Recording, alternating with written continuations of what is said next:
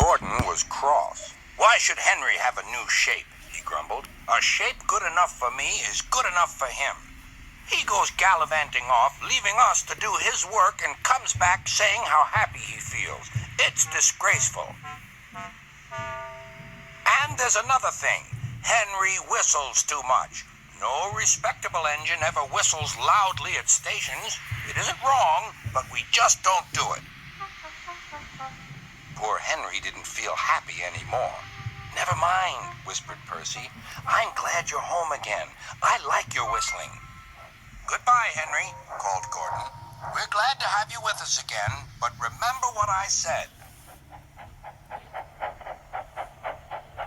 Later, Henry stopped at Edward's station. "Hello, Henry," said Edward. "You look splendid. I was pleased to hear your happy whistle yesterday."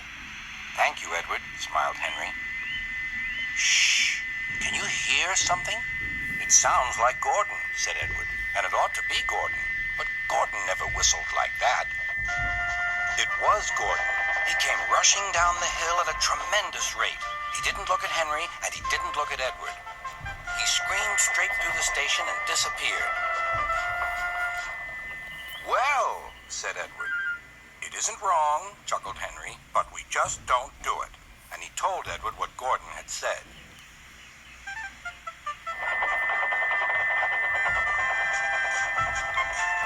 Meanwhile, Gordon screeched along the line. The noise was awful.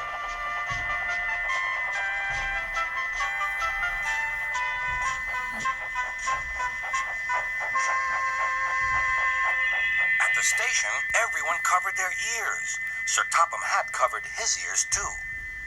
"Take him away," he bellowed, "and stop that noise."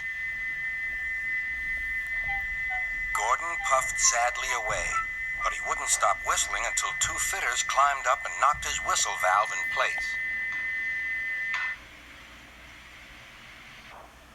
That night, Gordon slunk into the shed. He was glad it was empty.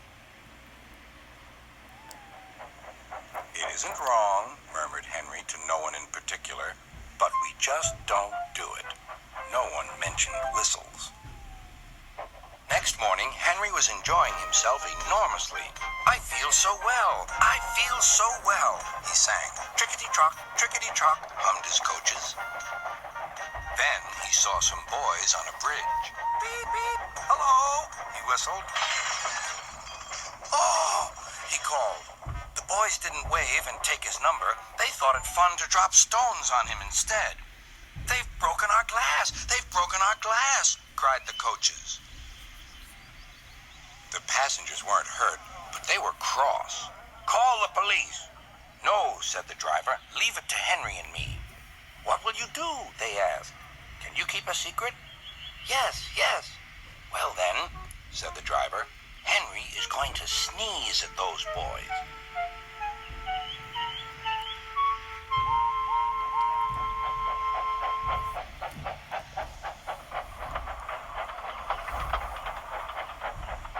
Lots of people were waiting at the station just before the bridge. They wanted to see what would happen.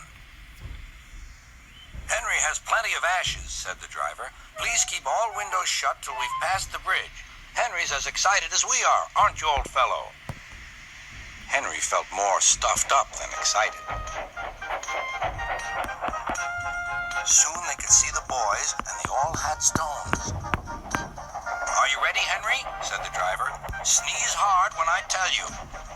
"Now," he said. Achoo!